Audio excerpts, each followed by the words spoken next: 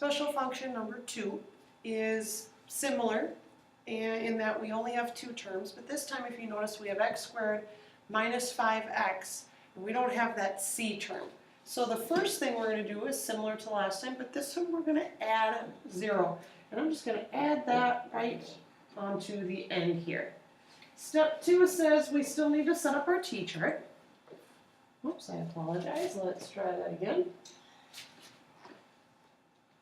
We're going to set up that t-chart, and this time we are having it needs to multiply to 0 and add to -5.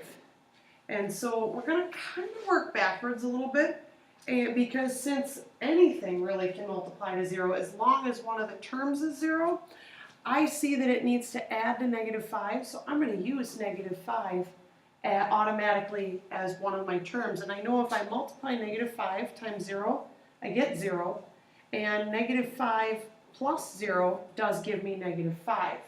So then, now that I've found those numbers that multiply to 0 and add to b, I'm going to factor it into my parentheses, which is going to give me y equals x minus 5 times x plus 0. Now I know that looks kind of weird, so what we're going to do for our final step is going to be to check it and do some simplifying if we need to. So we go ahead and check this. X times x gives me x squared. X times 0 gives me 0. -5 times x is minus 5x. And -5 times 0 is 0. So that simplifying piece, when we cancel out these plus zeros because they don't matter, we do in fact get x squared minus 5x. Now that last piece that I mentioned, I want you to add on to check and simplify. And what we mean by that is, rather than writing it like we originally started with the two parentheses, because x plus 0 really doesn't kind of make any sense, we're going to go ahead and write this as x minus 5 times x, since x plus 0 is x. However, we're going to put it at the front. So my final answer would be y equals x times the quantity x minus 5. So now if we go ahead and try this on our next example, we have y equals x squared plus 13x. So I'm going to go ahead and put that plus 0 on the end first. Then I'm going to make my t-chart, and I need it to multiply to 0 and add to 13. So because I have that add to 13, I'm going to use that 13 as one of my terms, and I know that 13 times 0 gives me 0, and 13 plus 0 does give me 13. So I know that I'm going to have y equals x plus 13 times x plus 0. So if I check this, I have x times x, which is x squared, x times 0, which is 0, 13 times x, which is 13x, and 13 times 0 is 0. When I drop the zeros, I get x squared plus 13x, which does check out. So now I'm going to rewrite that answer as y equals x times x plus 13. So this is going to be my final answer. So let's try a couple more examples just to get the hang of this.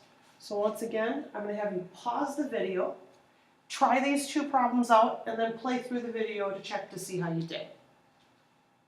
Alright, so the first thing we'll do is add 0. Then we'll make our t-chart that asks us to multiply to 0 and add to 17. So if you haven't picked up on it yet, we're going to use 17. 17 times 0 is 0. And 17 plus 0 does give me 17. Therefore, making my equation y equals x plus 17 times x plus 0.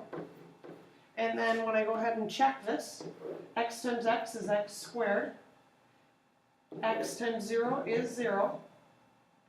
17 times x is 17x. 17 times 0 is 0. When I condense this down and drop the plus zeros, I get x squared plus 17x, which is what we started with, therefore it checks out. So therefore, my final solution is y equals x times x plus 17. Now on for g, let's see how you did there.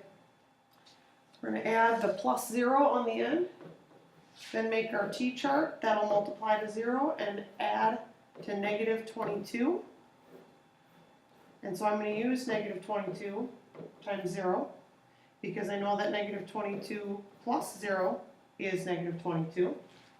And so then I'm going to have y equals x minus 22 times x plus 0. Go ahead and check that. X times x is x squared. X times 0 is 0. Negative 22 times x is minus 22x. Negative 22 times 0 is 0. Condense that down, combining like terms to get x squared minus, so not plus, minus 22x. Therefore, making my final solution y equals x times x minus 22. So now you can go ahead, complete these two U-try problems, factoring them out, these special quadratics, and bring any questions with you to class tomorrow.